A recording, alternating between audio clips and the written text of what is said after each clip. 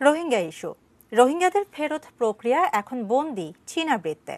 Bangladesh, Myanmar, চীনের পররাষ্ট্রমন্ত্রী পর্যায়ের বৈঠক আয়োজন করতেও এখন বেইজিংয়ের দিকে তাকিয়ে ঢাকা। মিয়ানমারের নির্বাচনের পর দ্রুত এই বৈঠক আয়োজন করতে চীনকে তাগিদ দিয়েছে বাংলাদেশ। রোহিঙ্গাদের ফেরাতে এক প্রকার চীনের উপর নির্ভরশীল হয়ে পড়েছে বাংলাদেশ। যদিও সরকার মুখে বলছে আসিয়ানভুক্ত দেশ জাপান, কোরিয়া, জাতিসংঘ সহ অন্য সবারই সহযোগিতা চায় ঢাকা।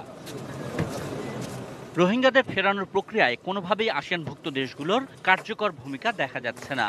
ফলে ঢাকাকে এখন তাকিয়ে থাকতে হচ্ছে চীনের দেওয়া বাংলাদেশ, মিয়ানমার, চীনের ত্রিপক্ষীয় বৈঠকের প্রস্তাবের দিকেই। মিয়ানমারের পক্ষ থেকে বলা হচ্ছিল যে কোভিডের কারণ দেখিয়ে অথবা নির্বাচনকে সামনে রেখে হয়তো তেমন একটা উদ্যোগ তাদের পক্ষ থেকে আমরা খেয়াল করিনি বা লক্ষ্য করিনি। সেজন্য আমরা নিজেরাই উদ্যোগী হয়ে আমরা চাইনিজদের সাথে আলাপ আলোচনা শুরু করেছিলাম এবং চাইনিজরাও আমাদেরকে কথা দিয়েছে যে তারাও বিষয়টা তুলে ধরবে নতুন যে সরকার গঠন করা হবে।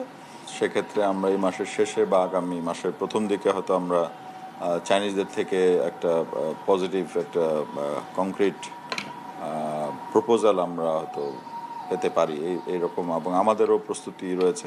রোহিঙ্গা গণহত্যা এবং রাখাইন পরিস্থিতি নিয়ে জাতিসংঘের নিরাপত্তা পরিষদের আলোচনাতে এতদিন ভেটো দিয়ে আসছিল চীন।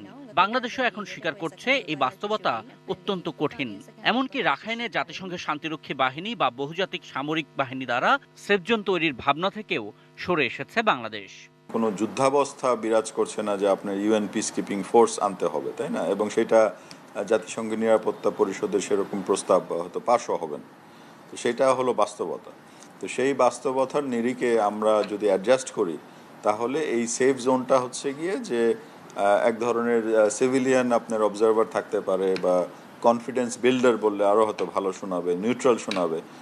পররাষ্ট্র সচিব বলছেন রাখাইনে নিরাপদ পরিবেশ তৈরি করে রোহিঙ্গাদের মধ্যে আস্থা ও বিশ্বাস ফেরত আনাই এই সংকটের সত্যিকারের সমাধান। তাই টেকসই সমাধান তৈরিতেই আগ্রহ ঢাকার। একটা হলো যে আস্থার বিষয়টা, অর্থাৎ সেখানে যদি সিভিলিয়ান আপনার অবজারভার্স বা কনফিডেন্স বিল্ডার্স, এই যে সমস্ত দেশগুলোর কথা বললাম, তারা যদি সেখানে ফিজিক্যালি থাকে। আর তৃতীয় হচ্ছে গিয়ে যে অ্যাকাউন্টেবিলিটি, যে ফ্রন্টে যেটা কাজটা হচ্ছে সেটারও আমরা পর্যবেক্ষণ করছি বা আমরা সেটাও চাচ্ছি যে সেটাও চলমান থাকুক এবং সেখানে আপনার আইসিজে আছে, আইসিসি আছে।